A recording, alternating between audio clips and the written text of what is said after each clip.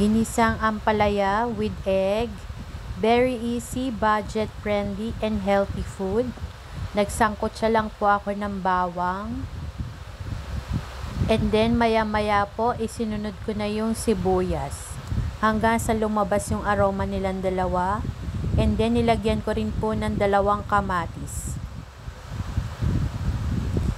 Niluto ko pong mabuti hanggang maluto yung kamatis.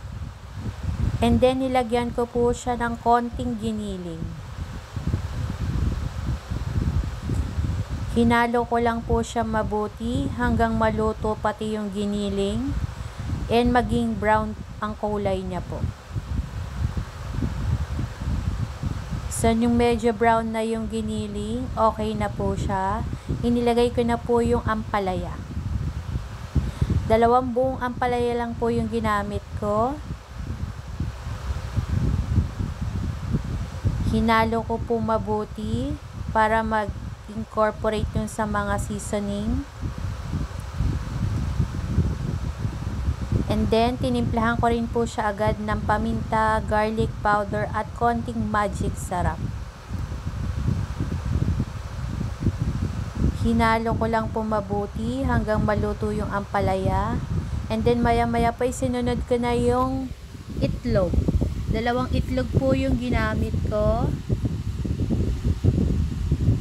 And then, hinalo ko lang po mabuti hanggang maluto yung itlog.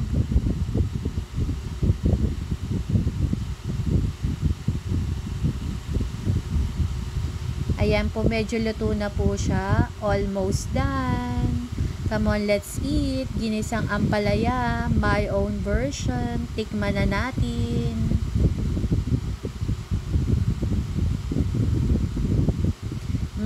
So yummy and so healthy.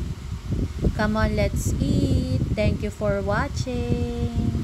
Good vibes only.